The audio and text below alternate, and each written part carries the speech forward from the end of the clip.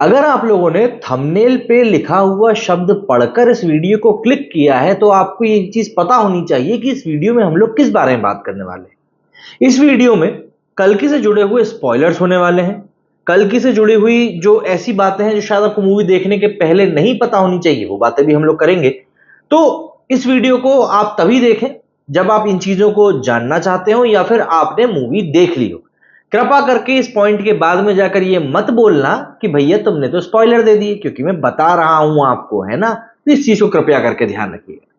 तो आज जैसा कि हम सभी जानते ही हैं, कल की रिलीज हुई है एंड इसके रिव्यूज बहुत अच्छे निकल कर आ रहे हैं। मैं खुद इस मूवी को देखकर आया हूं and it was truly mind blowing.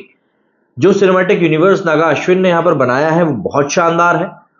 ये मूवी हमारी पौराणिक गाथाओं को वहां से पॉइंट्स को उठाकर बनाई गई है।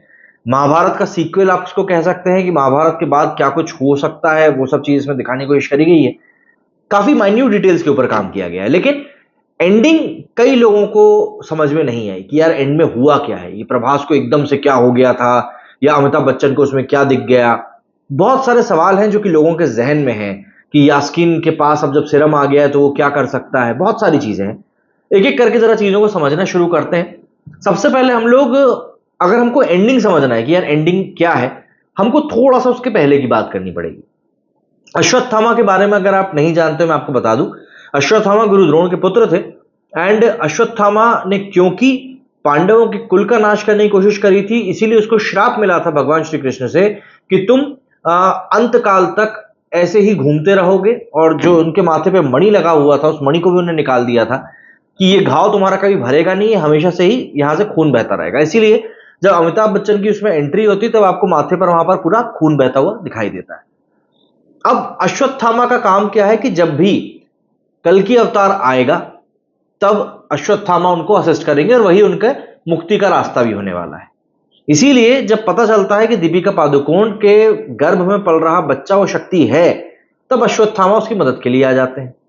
अब आपके जहन में ये बात आनी चाहिए कि यार आखिर दीपिका पादुकोण के पेट में बच्चा आया कैसे।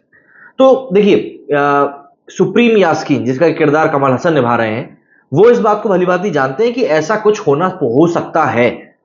इसीलिए उस समय की धरती में, क्योंकि महाभारत से 6000 साल की बात की जा रही है, उस समय की धरती पर जब महिलाएं पूरी तरीके से इनफर्टाइल हो चुकी हैं, तो जो कुछ महिलाएं बची हैं वो उनमें सीडिंग करता है। वो खुद के उससे उसकी सीडिंग कराता है उन महिलाओं की। और उसके बाद ये देखा जाता है कि जो सीडिंग हो रही है, क्योंकि भाई यास्कीन खुद अपने आप में पावरफुल है, तो ये देखता है कि अगर वहां पर कोई बच्चा 150 दिनों तक रह जाता है, ठहर जाता है गर्भ, तो इसका मतलब यह है कि उसमें वो शक्ति हो सकती है। और फिर वो उस गर्भ के सिरम, मतलब एक जैसे निचोड़ जो होता है ना उसका, उसके इस्तेमाल से वो खुद की शक्तियों को वापस लेकर आएगा। ये पूरा एक बेस था। अब दीपिका पादुकोण जो है उसको प्रेग्नेंट रहती है, फिर उसका वो एक सीरम निकाल लेते हैं। इवेंचुअली इन सब चीजों के बीच में अमिताभ बच्चन दीपिका पादुकोण को बचाने की कोशिश कर रहे होते हैं एंड प्रभास को इन सब चीजों से मतलब होता नहीं है। वो एक तरह का बाउंटी हंटर होता है। उसका काम होता है कि बस जो है गलत सलत काम करके अपनी जो यूनिट्स है उनको बढ़ाना और कैसे भी करके कॉम्प्लेक्स में एंट्री उसको मारनी। ये बात उसको पता है, ये बात उसको सर्टेन है। अब यहां से जो सिचुएशन है वो कुछ ऐसी होती है कि सबके सब एक ही जगह पहुंच जाते हैं। वो जगह है शामला। शामला को आप समझ सकते हैं वकांडा जैसी जगह, कि दुनिया में बीच में है ये, लेकिन दुनिया से छुपी हुई है। यहाँ के लोगों के पास में अपनी ताकतें हैं और ये पूरी दुनिया से छुपे हुए हैं और यास्कीन से ये लोग दूर रहना पसंद करते हैं। अब यहाँ पर दीपिका पादुकोण पहुंच जाती हैं, अश्वत्थामा आ जाते हैं और एक को बेवकूफ बनाकर प्रभास भी यहाँ पर पहुंच जाते हैं। और प्रभास तो यहाँ पर दीपिका को लेने के लिए आया हुआ है। अब मूवी के एक सीन में ये बात बताई जाती है कि अमिताभ बच्चन इस मूवी में जो छड़ी लेकर घूम रहे हैं, वो छड़ी दरअसल उनका हथियार नहीं है। उनने कहा कि ये मेरे मित्र का हथियार था। अब यहां से आप समझिए, जो महाभारत की गाथा है उसमें ये बहुत क्लियर तौर पर बताया जाता है कि अश्वत्थामा और कर्ण ये दोनों बहुत अच्छे दोस्त थे। और महाभारत में जब अर्जुन ने अश्वत्थामा के ऊपर प्राणहारी अस्त्र चलाया था, तब उनको बचाने का काम भी कर्ण ने ही किया था। ये बात आपको समझनी चाहिए। तो अश्वत्थामा वहां पर उस बच्चे को बताता है कि ये जो मेरे हाथ में तुम छड़ी देख रहे हो, दरअसल छड़ी नहीं है बल्कि धनुष है कर्ण का। और क्योंकि अब कर्ण नहीं रहा, सूर्यपुत्र नहीं रहा, इसलिए इसमें भी शक्तियां नहीं है। वो बात वहीं खत्म हो जाती है। इसके बाद जब मूवी और आगे बढ़ती है, अश्वत्थामा और प्रभास की लड़ाई चल ही रही होती है एंड अश्वत्थामा उसी धनुष से जो तीर जो एक लकड़ी जैसा दिखता है उससे वार करते हैं वो प्रभास के ऊपर, तो प्रभास उससे बच जाता है। बट एक पॉइंट ऐसा आता है कि वो जो धनुष रहता है वो प्रभास के हाथ में आता है, प्लस जो एक पेड़ है, शामला में एक पेड़ है, वृक्ष जो कि सूख चुका है, उसकी एक पत्ती भी वहीं पर आकर गिरती है। अब ये सब चीजें आपको हो सकता है बहुत ज्यादा फिल्मी लगे, पर हम फिल्म की बात कर रहे हैं। तो सडनली जो पूरा धनुष रहता है उसमें रोशनी सी आती है और प्रभास का एक अलग ही किरदार दिखाई देता है, और उन्हों के अंदर भी भैया सुपर नेचुरल पावर्स आ जाती हैं, और फिर वहां से वो जितने भी दुश्मन वहां पर रहते हैं उनको खत्म करता है। और उस पॉइंट पर वो बोलते हैं अश्वत्थामा से कि मित्र मुझे आने में देरी तो नहीं होगी। उस पॉइंट पर कर्ण का वो रूप दिखाया जाता है जो एक्चुअली में महाभारत में था प्रभास के रूप। अब आप यहां से समझिए, अश्वत्थामा है यहां पर, कर्ण है यहां पर, अर्जुन के रूप में यहां पर हमको दिखाया गया विजय देवरकोंडा को।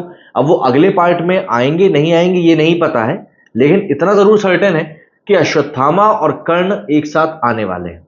प्रभास को एंड में ये बात रियलाइज नहीं होती है, क्योंकि उसको एकदम से होश आता है और वो देखता कि अरे उसके हाथ में तो सुमति है, और सोचता लो भैया अपनी तो बाउंटी की जुगाड़ होगी, और वो चला जाता है। ये एक ऐसा काइंड ऑफ फेज था जहां पर कि उस छड़ी की ताकत जब प्रभास के अंदर आती है तब वो एक अलग जोन में चला जाता है। अब इसको आप कह सकते हैं कि उस छड़ी को वो ताकत लगी प्रभास के अंदर कि नहीं ये ताकत इसके लायक है, या आप कह सकते हैं कि भाई पुनर्जन्म है, ये कुछ भी है, ये एक थ्योरी अलग ही है। बट जो एंड में वो यही था कि प्रभास उस सर्टेन पीरियड ऑफ टाइम के लिए खुद ये भूल जाते हैं कि मैं भैरव हूं, उनको लगता है मैं कर्ण ही हूं, एंड जैसे ही वो होश में आते हैं वो सब चीजें भूल चुके होते हैं। अश्वत्थामा इस बात को समझ चुके हैं कि प्रभास ही कर्ण है और वही है जो इस शक्ति को बचा सकते हैं। यहां पर इस पॉइंट पर ये मूवी खत्म होने वाली रहती है। तभी एंड क्रेडिट सीन में दिखाया जाता है कि एक गुरु जो रहता है, वो गुरु का किरदार लाला ने निभाया बाय द वे मिर्जापुर वाले। तो जो गुरु रहता है वो यास्कीन के पास में वो एक बूंद सिरम की लेकर पहुंचता है जो दीपिका के गर्भ से एक्सट्रैक्ट की गई थी, ठीक है। और उस एक बूंद का यूज करके जो यास्कीन है, जो हमको पूरा सिकड़ा हुआ चेहरा दिखाया गया है ना हर जगह, उस सिकड़ा हुए चेहरे से एकदम से कमल हसन खिलकर बाहर आता है, और फिर हमको उसका दिखता है पूरा पूरा अवतार, और बोलता है कि अब मैं खुद ही देख लूंगा ये कौन कली है, कौन अश्वत्थामा है और कौन भैरव है, मैं खुद ही देख लूंगा। अब यहां पर इस पॉइंट पर मूवी खत्म हो जाती है। अगले पार्ट में जो हम एक्सपेक्टेशंस की बात कर सकते हैं वो ये हो सकता है, पहली चीज तो कि अश्वत्थामा जो है वो है अब यहां पे, इसके अलावा कर्ण वापस आएगा। अब पौराणिक कथाओं की मैं बात करूं तो मुझको ऐसा कोई इंसिडेंट ध्यान नहीं आता है कि कल्कि अवतार की मदद करने के लिए कर्ण आएंगे, ऐसा कुछ नहीं। अश्वत्थामा के बारे में पता है क्योंकि अश्वत्थामा को श्राप मिला था। अब ये हो सकता है कि यहां पर क्रिएटिव लिबर्टी हो डायरेक्टर की।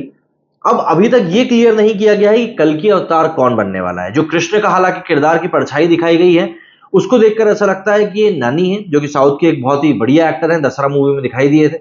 परछाई में देखकर ऐसा ही लगता है कि वो नानी का किरदार है जो कृष्ण को निभा रहा है। एंड अर्जुन का किरदार विजय देवरकोंडा ने निभाया, वो आएंगे नहीं आएंगे ये भी कोई सर्टेन नहीं है। लेकिन हाँ, कल्कि अवतार में कौन आने वाला है इसके ऊपर जरूर बहस होने वाली है आने वाले दिनों में, क्योंकि प्रभास अपने आप में बहुत बड़े एक्टर हैं, बहुत बड़े, उनका कद बहुत बड़ा है। अगर हम लोग कल्कि अभी इस मूवी की बात करें तो इसमें अमिताभ बच्चन और अमिताभ बच्चन और प्रभास ही इस मूवी में पूरा पूरा सेंटर में थे। बल्कि मैक्सिमम अगर मैं मूवी की बात करूं तो वो अमिताभ बच्चन के ही नाम रहे। तो ऐसे में अगर कल्कि अवतार में कोई और एक्टर आता है तो ऑब्वियस सी बात है उसका जो कैरेक्टर है वो इन दोनों से ज्यादा शक्तिशाली होना चाहिए। क्योंकि देखिए, कर्ण जो है वो भारतीय सभ्यता में वैसे भी बहुत बड़ा एक सॉफ्ट कॉर्नर रखता है। अगर आप किसी भी महाभारत के जानकार से पूछेंगे तो यही कहेगा कि कर्ण गलत समय पर, गलत जगह पर, गलत लोगों के साथ में था, लेकिन वो इंसान गलत नहीं था। हर बार यही कहा जाता है कि कर्ण सही करने के लायक एक ऐसा इंसान, एक युग पुरुष था, लेकिन उसको सही जगह नहीं मिली उसकी। तो इसीलिए भारतीय सभ्यता में अगर मैं बात करूं तो कर्ण को लेकर वैसे भी एक सॉफ्ट कॉर्नर है, और यहां पर नागा अश्विन ने वही कर्ण वाली जो तान है पब्लिक की वो छेड़ दी। कर्ण एक बहुत ही बहादुर योद्धा थे, उनको दानवीर कर्ण कहा जाता था, जिनको कि पता था कि कृष्ण ही यहां पर मुझसे छल करके मेरे कवच कुंडल मांग रहे हैं, लेकिन उसके बावजूद भी उन्होंने दे दिया था। उनको पता था कि उनको छल से हराया जा रहा है, उसके बाद भी वो हारे थे। तो ऐसे में कर्ण को लेकर बहुत बड़ा सॉफ्ट कॉर्नर है, एंड प्रभास का कर्ण बनकर सामने आना ये वाकई में सरप्राइजिंगली स्वीट शॉक है, मैं ये कहूंगा। एंड प्रभास एक बार फिर से, जब कर्ण का पूरा लुक उनका दिखाया जाता है तब मुझे एक बार फिर से वही याद आ गई, ऐसे समझ लीजिए राजमौली साहब की बाहुबली मूवी की। भाई कुछ वैसा ही किरदार है, एंड प्रभास को कहीं ना कहीं कुछ ऐसा रोल चाहिए था जिसको कि देखकर ऐसा लगे कि नहीं यार ये वो प्रभास है जो हमको पसंद है। And this is the movie which will make Prabhas superstar again. जो उनके ऊपर डाउट्स क्रिएट होने लगे थे वो भी खत्म होंगे। तो ये इस पूरी मूवी का सार है। अब इसमें हम लोग अगले पार्ट में यही एक्सपेक्ट कर सकते हैं कि भाई कर्ण बनकर प्रभास वापस आएंगे, अश्वत्थामा हमारे सामने है, यास्कीन को सिर्फ एक बूंद सीरम से उसकी ताकत वापस मिल चुकी है तो वो भी वापस आने वाला है, और इन तीनों में मिलकर जब लड़ाई होगी तो ऑब्वियस सी बात है चीजें बहुत हद तक संभल जाएंगी।